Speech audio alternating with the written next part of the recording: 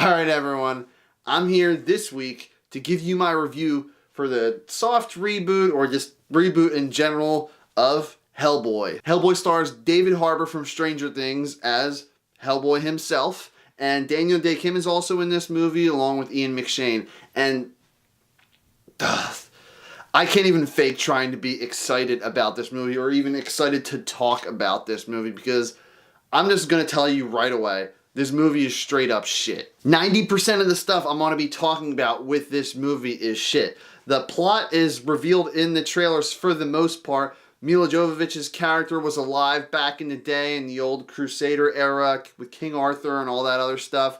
And basically, she dies. Her body parts are split up into like 10 pieces. Little by little, some evil, more minor bad dude is going to reassemble her body parts and try to take over the world. And it's up to Hellboy to stop her. And there's a lot of other bullshit that's trying to cram into this already uneventful plot, and it doesn't make it any more interesting. People were complaining that films kind of set up for sequels. Alita Battle Angel, I know a lot of people were complaining that that tried to do that, and they don't know if it's eventually going to pay off.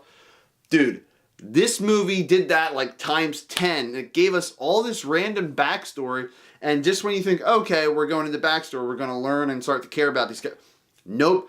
Not caring about these characters whatsoever. And even when they try to make us care just a teeny tiny bit, some other person had a brilliant idea that's like, nope, stop it right there, shit on that idea. And that happens throughout this entire damn movie. I was wondering why the hell every time I just saw a glimmer, a small little tiny glimpse of hope that this movie may be interesting, it gets completely shit on and just stopped dead in its tracks. And I looked.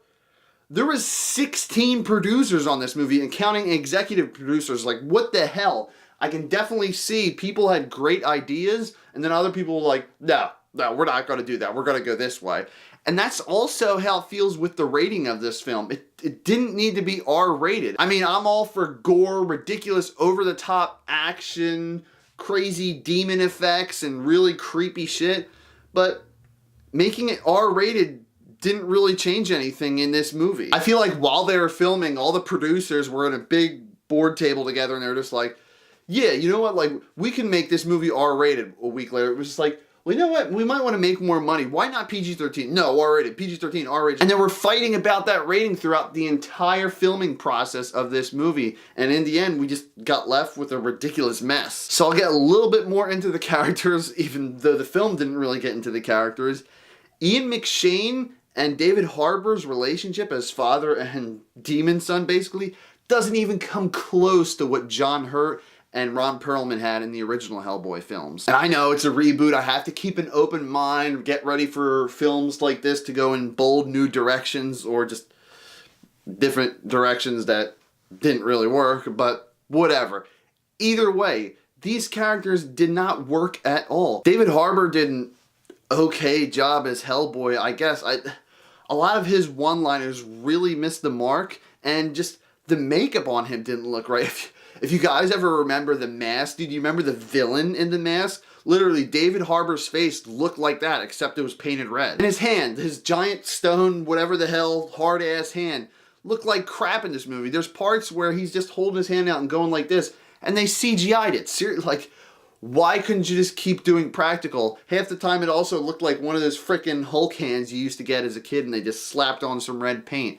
It literally looked like David Harbour put his hand in there. He was just holding on to it, like moving it around like this, all robotic-like. And what the hell was up with the tone of this film? Again, with all these different executive producers, half the time it felt like some ridiculous, over-the-top, like Deadpool type movie, which I wouldn't have minded if the plot was frickin' consistent. Other times it tried to be dark and gritty, and then other times it tried to be this huge, bold fantasy movie, and other times it just felt like Guardians of the Galaxy or Suicide Squad with all these ridiculous songs that didn't fit the specific scene, what they were going for.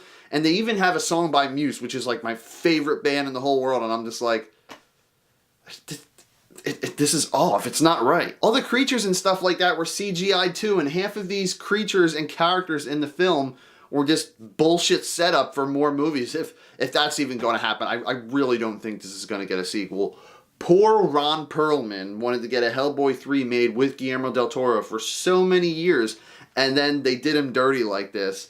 And it would have been one thing if this movie was actually good, but this movie was just downright shit, and Ron Perlman's probably just laughing in a chair right now, smoking a cigar. Mila Jovovich is in this movie from the Resident Evil. She was in a few episodes of Married with Children, and of course, The Fifth Element, and